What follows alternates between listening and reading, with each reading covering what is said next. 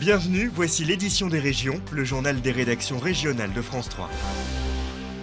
De la Normandie à la Côte d'Azur, 36 départements ont été placés en vigilance orange par Météo France. Ce bulletin d'alerte court jusqu'à demain soir, 22 h. En cause, le premier épisode neigeux notable de l'hiver. Au programme du verglas et de la neige, on attend jusqu'à 10 cm par endroit. Cette perturbation pluvio-neigeuse s'est tirée dans l'après-midi de la Normandie à la région Poitou-Charentes. Dans la soirée, le phénomène va lentement quitter les régions de l'ouest en direction de l'est et du sud-est.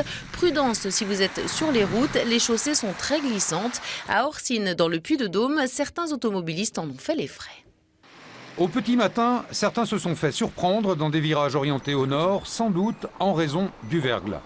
Toutefois, on ne constate pas encore de gros ralentissements, ce sera sans doute pour plus tard.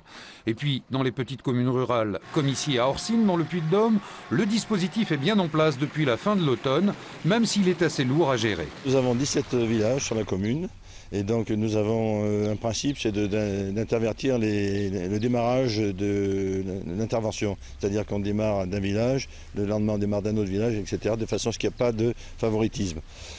En premier, il y a les écoles, les pompiers, l'église, la mairie et la poste, qui sont déneigés. Et après les bâtiments prioritaires, il reste à dégager les petites routes, les chemins et les rues. Dans des cas comme aujourd'hui, ça ne pose pas trop de problèmes. Donc on attaque le travail plus tôt et puis s'il y a de la neige, on déneige plus tôt et tous les jours. À quelle heure? À 5 h du matin. Ce matin on a commencé à 5 h. Tous les jours? Tous les jours. Et s'il y a plus de neige, on commence plus tôt. Pour les prévisionnistes de Météo France, la vigilance orange est parfaitement justifiée car l'épaisseur de neige prévue risque fort de perturber la circulation. Et puis à terme, une vague de froid venue de l'Est nous rafraîchira très sérieusement. On attend quand même de l'ordre de 10 cm de neige en plaine, 5 à 10 cm de neige en plaine, une vingtaine de centimètres en moyenne montagne et jusqu'à 30 cm dans le Sancy. Et en ce qui concerne les températures, eh bien, l'évolution doit être vers la baisse. En fin de semaine, à partir même de jeudi, où là à nouveau on a une nouvelle baisse, on va connaître des températures de l'ordre de moins 10 degrés le matin en plaine et moins 15 en montagne. Il faut donc s'attendre à une semaine difficile sur les routes à partir de cette nuit et demain matin, d'autant qu'avec le froid prévu après la neige viendra le verglas. 4 hommes placés en garde à vue à Lyon après l'agression d'une violence inouïe commise ce week-end. Ils sont soupçonnés d'avoir roulé en voiture sur un homme de 33 ans après l'avoir roué de coups. La victime, prise à partie avec sa compagne vers 2 h du matin dans ce quartier festif de la ville, souffre d'un traumatisme crânien et d'hémorragie interne. Il se trouve entre la vie et la mort. Selon la police, 4 suspects ont cherché la bagarre avec 2 couples sans raison et ont porté des coups. Les agresseurs présumés ont été arrêtés hier matin à Vénissieux, en banlieue lyonnaise. Ils sont tous connus de la police, notamment pour vol par effraction. Autre agression, elle s'est produite elle aussi dans la nuit de samedi à dimanche. 2 sœurs jumelles sourdes et muettes ont été violentées et violées. C'est dans une discothèque des Champs-Élysées qu'elles rencontrent leurs agresseurs. Au petit matin, elles acceptent de suivre les 2 hommes dans un appartement squatté de Bois-Colombes dans les Hauts-de-Seine. C'est là que se produit le drame. Les voisins alertés par le bruit préviennent la police. Les 2 hommes d'origine roumaine ont le temps de s'enfuir. Les jeunes femmes sont retrouvées prostrées dans l'appartement. Ce matin, elles étaient toujours hospitalisées. La police est toujours à la recherche de leurs agresseurs. À moins de 3 mois du premier tour de l'élection présidentielle, Nicolas Sarkozy est intervenu sur 8 chaînes de télévision hier soir, du jamais vu. Le chef de l'État a répondu aux questions de 4 journalistes pendant 1 heure. Si Nicolas Sarkozy a refusé de dire si oui ou non il était candidat à la présidentielle, il a annoncé plusieurs mesures chocs pour sortir de la crise, notamment une augmentation de la TVA, mesure que François Hollande a d'ores et déjà qualifiée d'injuste et d'infondée. De nouvelles réformes donc pour la fin du quinquennat, de nouvelles promesses aussi, dont une faite devant les plus de 16 millions de téléspectateurs réunis hier soir, celle de ne pas laisser tomber les gens de Le Jaby. L'usine de fabrication de lingerie d'Issingeaux en Haute-Loire est menacée de fermeture. Écoutez ce que pensent les salariés de Le Jaby de cet engagement. Il est tard en ce dimanche soir, mais Bernadette Pessemès tient comme tous les jours à allumer l'atelier.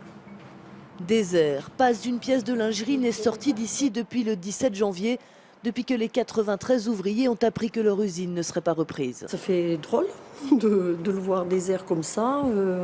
On n'a pas eu l'habitude de le voir arrêté aussi longtemps. Alors ils sont venus nombreux pour écouter le président.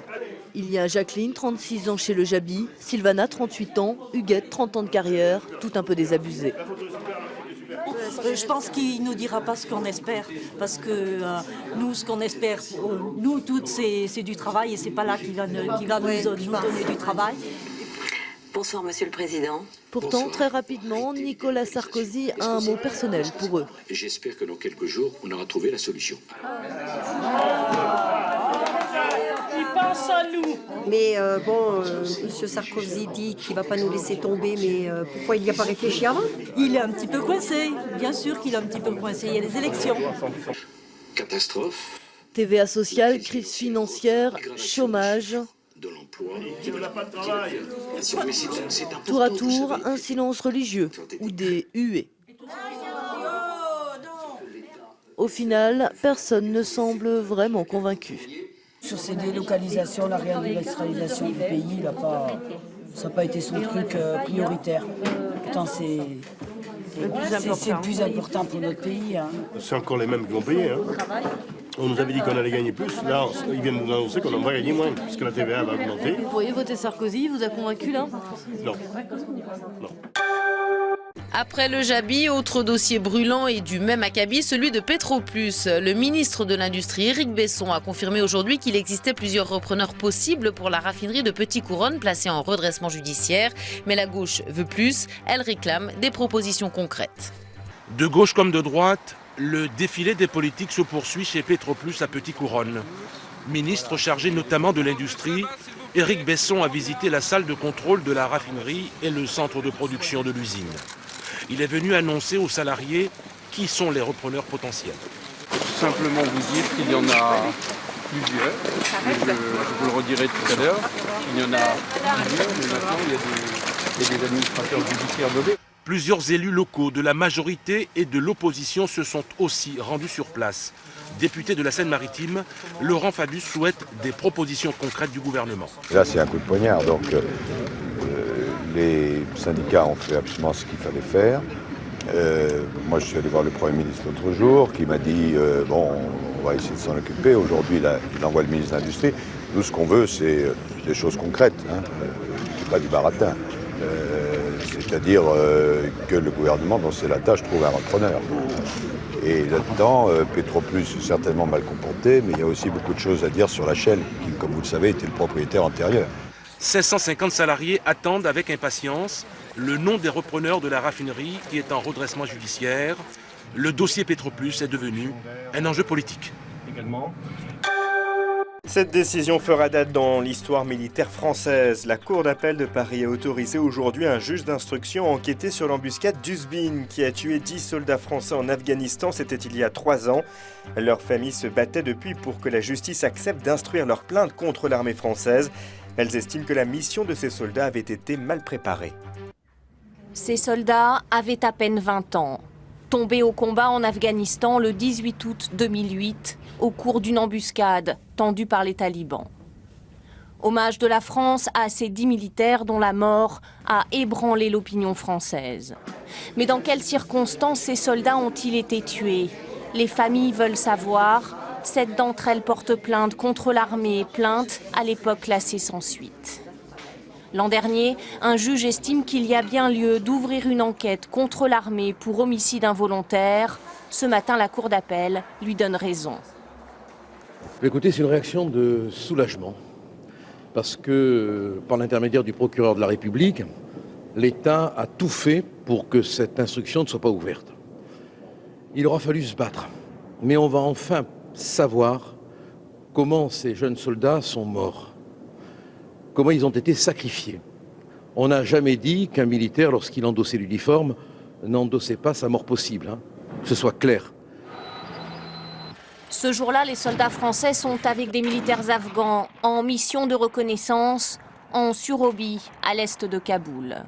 Au passage du col d'Uzbin, ils sont pris en embuscade par une centaine de talibans.